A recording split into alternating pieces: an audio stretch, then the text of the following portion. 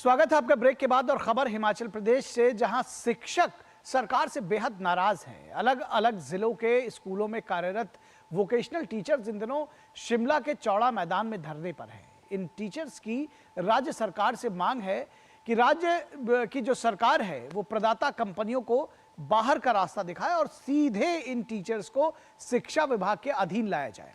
इसे लेकर पहले भी ये लोग धरना प्रदर्शन कर चुके हैं, लेकिन अब तक इनकी बात न सुनी गई और न कोई बात बनी। तो ऐसे में अब वो धरना एक बार फिर से देने के लिए बैठे हैं। देखिए यह विशेष रिपोर्ट।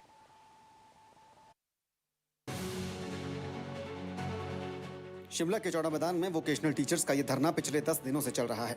प्रदाता कंपनियों के जरिए नियुक्त किए गए वोकेशनल टीचर्स कंपनियों को बाहर करके इन्हें शिक्षा विभाग के अधीन लाने की मांग कर रही हैं। इसी मांग को लेकर इससे पहले भी ये लोग धरने पर बैठे थे और शिक्षा मंत्री ने इन्हें उचित आश्वासन भी दिया था, लेकिन इसके बावजूद भी सरकार ने इन्हें नजरअंदाज किया और अब फिर से ये लोग धरना देने पर मजबूर हैं। पूरे हिमाचल से करीब 2200 वोकेशनल टीचर्स शिमला में धरना दे रही हैं। इस धरने की वजह से स्कूलों में वोकेशनल शिक्षा ले रहे करीब 80,000 बच्चों की पढ़ाई प्रभावित हो रही है। सरकार ने 17 कंपनियों को वोकेशनल टीचर्स की भर्तियों के लिए पंजीकृत किया है। प्रदर्शनकारी वोकेशनल टीचर्स इन्हीं प्रदाता कंपनियों को बाहर करने की मांग कर रहे हैं। इनकी मांग है कि कंपनियों को बाहर करके सरकार इन शिक्षकों को शिक्षा विभाग के अधीन लाए। शिमला के चौड़ा मैदान में जो वोकेशनल टीचर्स हैं पूरे स्टेट के, वो पिछले 10 दिनों से यहाँ पर धरना दे रहे हैं। दूसरी मर्तबा ये धरना इन लोगों का चल रहा है और मांग वही है कि जो कंपनियां हैं जिनके अंडर ये लोग कार्यरत हैं उनको बाहर का रास्ता दिखाया जाए और शिक्षा विभाग जो सरकार है, प्रदेश सरकार, वो डायरेक्ट कंट्रोल में इन लोगों को ले। 2 बार बातचीत भी हो चुकी है सरकार से। पिछली बार जब धरने में बैठे थे ये लोग तब भी शिक्षा मंत्री से आश्वासन मिला था और पिछले कल भी शिक्षा मंत्री से मुलाकात हुई है, लेकिन कोई नतीजा निकल कर आया नहीं है। इस बीच मुख्यमंत्री सुखविंदर सिंह सुक्खू ने भी इन टीचर्स के प्रदर्शन को लेकर प्रतिक्रिया दी है और इस पूरे मामले में खुद को पूरी तरह अलग कर लिया है। मुख्यमंत्री ने कहा कि इस मामले में वो कुछ नहीं कर सकते और ये मामला केंद्र का मामला है। तो वोकेशनल टीचर का मामला हमारे हाथ में तो है नहीं, वो तो केंद्र सरकार के हाथ में है। लेकिन हमारे हाथ में जो होगा हम तो उनके साथ अपना पूरा सहानुभूति रखते हैं।